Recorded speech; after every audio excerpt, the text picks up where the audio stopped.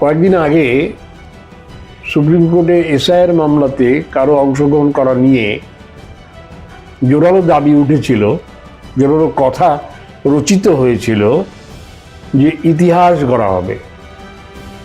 আমি কিন্তু তখন বলেছিলাম ইতিহাস না, পাতিহাস।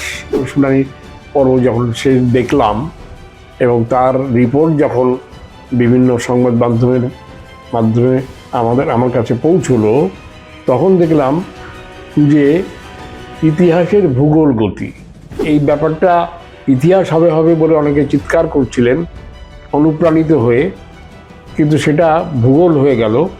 তার জন্যই আমি হেরোডোটাস বলছি, হেরে যাওয়ার জন্য বলছি না। বিচারপতিদের এবং উকিলবাবুদের আমি গুরু হিসেবে মানি, এটা কিন্তু আমার মন গড়া কথা নয়। এটা একটা আর্ট, এটা শিখতে হয়, বিশেষ খুব ভালোভাবে প্রশিক্ষণ নিতে হয়। আমি তো 30 বছর আইনে সওয়াল করছি, এখনও তো আমি 50% ঠিক মতো তুলে ধরতে পারি না, ভুলে যাই। এবং নীরস জিনিসটাকে এত সরস করে আইনায় পেশ করা, এটা কিন্তু শিখতে হয়। কালো কোটের প্রতি আমার একটা দুর্বলতা, সাইকোলজিক্যাল একটা উইকনেস ছিল। কিন্তু আমি যেটা বলতে চাইছি যে শুধু পাশ করলেই, কালো কোট পড়লেই তো উকিল হওয়া যায় না। শুভায়ু ভব। কয়েকদিন আগে সুপ্রিম কোর্টে এসআইআর মামলাতে কারো অংশগ্রহণ করা নিয়ে জোরালো দাবি উঠেছিল, জোরালো কথা রচিত হয়েছিল যে ইতিহাস গড়া হবে। আমি কিন্তু তখন বলেছিলাম ইতিহাস না, পাতিহাস। কালকে যখন সুপ্রিম কোর্টের শুনানি হলো এবং শুনানি পর্ব যখন সে দেখলাম এবং তার রিপোর্ট যখন বিভিন্ন সংবাদ মাধ্যমে আমার কাছে পৌঁছলো, তখন দেখলাম যে ইতিহাসের ভূগোল গতি। ইতিহাসের ভূগোল গতি মানে সেটা পাতিহাস তো হলোই না, হয়ে গেল হেরোডোটাস। হেরোডোটাস মানে হলো, হেরে যাওয়ার জন্য হেরোডোটাস বলছি না, একজন গ্রিক পণ্ডিত ছিলেন। তিনি ইতিহাস এবং ভূগোল দুটোতেই অসামান্য পারদর্শী ছিলেন, পৃথিবী বিখ্যাত। যেহেতু এই ব্যাপারটা ইতিহাস হবে বলে অনেকে চিৎকার করছিলেন অনুপ্রাণিত হয়ে, কিন্তু সেটা ভূগোল হয়ে গেল। তার জন্যই আমি হেরোডোটাস বলছি, হেরে যাওয়ার জন্য বলছি না। তো গত 30 বছর ধরে আমি কিন্তু আইনজীবীদের এবং রাজ্যের উচ্চ আদালত এবং সুপ্রিম কোর্টের বিচারপতিদের এবং উকিলবাবুদের আমি গুরু হিসেবে মানি। এটা কিন্তু আমার মন গড়া কথা নয়। কেন গুরু মানি? তার কারণ তারা ওই জটিল আইনি ব্যাখ্যা এবং পেশলগুলো এত সুন্দর ভাষায় আদালতের সামনে তুলে ধরেন যে মনে হয় যেন একটা ছন্দ। কত সুন্দরভাবে তারা বলেন, কি পরিবেশনা, কি বাচন ভঙ্গি, এগুলো তো শিখতে হয়। 25 বছর আগের একটা হাইকোর্টে মামলা হচ্ছিল, কলকাতা হাইকোর্টে, চিফ জাস্টিসের কোর্টে। সেই মামলাতে সওয়াল করছিলেন মিস্টার অনিন্দ্য মিত্র। এই কদিন আগেও তার একটা বক্তৃতা শুনলাম বার অ্যাসোসিয়েশনের একটা অনুষ্ঠানে। অনিন্দ্য মিত্র বললেন, সেটা মামলাটা ছিল বোধহয় স্টার টিভির কোন বনেগা ক্রোড়পতির মামলা। অনিন্দ্য মিত্র তার বিরুদ্ধে সওয়াল করছেন।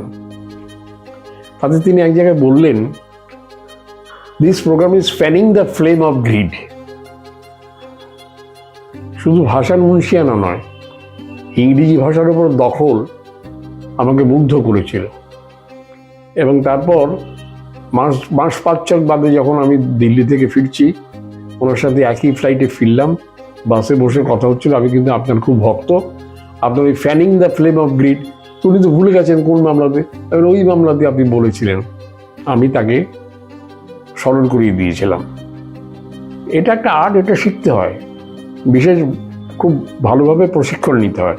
আমি তো 30 বছর আইনে সওয়াল করছি, এখনও তো 50% ঠিক মতো তুলে ধরতে পারি না, ভুলে যাই। তো আইন পাশ করলে শুধু এই কদিন আগে, গতকালই বোধ হয় মিস্টার প্রতীক ধরের সাথে দেখা হলো। প্রতীক ধর কলকাতা হাইকোর্টের একজন সিনিয়র আইনজীবী, সিনিয়র অ্যাডভোকেট বলে ওরা। খুব কৃষকায় মানুষ, খর্বকায় মানুষ, কিন্তু কি সুন্দর করে আদালতে উনি তার মামলা পরিবেশন করেন, এত সুন্দর করে তুলে ধরেন, এত এত মার্জিত ভাষায় এবং এত সাবলীল ভাষায় তিনি তুলে ধরেন যে আমি স্তম্ভিত হয়ে যাই। আমি শুনি, আমার তো মনে আছে যে দুন স্কুলের ইংরেজি নিয়ে মিস্টার গোপাল মুখার্জি, ওর পিতা জলু মুখার্জি আমাকে খুব স্নেহ করতেন। গোপাল মুখার্জি কি সুন্দর সওয়াল, কি ইংরেজি, কি ভাষার বাঁধুনি। তো এই যে এত সুন্দর ভাষণ, এত সুন্দর আইনের ব্যাখ্যা, এবং মানে খুব নিরস জিনিস, এবং নিরস জিনিসটাকে এত সরস করে আইনায় পেশ করা, এটা কিন্তু শিখতে হয়। আমি মনন প্রাণ দিয়ে শুনতাম, এখনো শুনি, কখনো কখনো জেলাসও হই। তার কারণ আমি তো বাংলা মিডিয়ামের ইংরেজিতে ফেল করা লোক, এবং আমার বাবা কিন্তু মুহুরি ছিলেন, মানে উকিলহীন এক মুহুরি। সুতরাং আমার অনেক সময় কোর্টে কেটেছে। কালো কোর্টের প্রতি আমার একটা দুর্বলতা, সাইকোলজিক্যাল একটা উইকনেস ছিল। কিন্তু আমি যেটা বলতে চাইছি যে শুধু পাশ করলেই, কালো কোর্ট পড়লেই তো উকিল হওয়া যায় না। আমার একটা ইচ্ছে ছিল, চেষ্টাও করেছিলাম, যে কলকাতা হাইকোর্টে যে 20 জন লয়ারকে আমি খুব ভালো সওয়াল করতে দেখেছি বা শুনেছি, তাদের কয়েকজনের সাথে কথাও বলেছিলাম যে তাদের কাছে আমি যাব অ্যাপয়েন্টমেন্ট একটা টাইম নিয়ে, এবং তাদেরকে বললো আপনার মনের যে কোনো একটা বিষয় যেটা পাবলিক ইন্টারেস্ট লিটিগেশন হতে পারে, যদি হয় তাহলে আপনি কীভাবে সওয়াল করবেন সেটা আমি রেকর্ড করব। এরকম 20 জন লয়ারের সাথে কথা বলে তাদের বক্তব্য রেকর্ড করে আমি একটা ক্যাসেট তৈরি করব।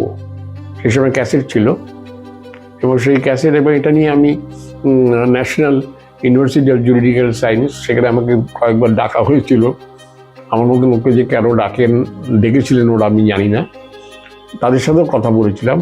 এবং এই জুরিডিক্যাল সায়েন্সের ওই আঙিনাতেই আমার দেখা হয়েছিল একজন সুপ্রিম কোর্টের প্রাক্তন প্রধান বিচারপতির সাথে, তাকেও বলেছিলাম, এবং তিনিও খুব উৎসাহ দেখিয়েছিলেন।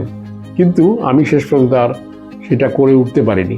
যে মুন্সিয়ানাটাকে মানুষের কাছে পৌঁছে দেওয়া, এখন সকলের খুঁজেও তো ইচ্ছে হয় তার চিত হয়ে শুতে, কিন্তু তো পারেন না, কারো কারো ইচ্ছে হয় ওরকম।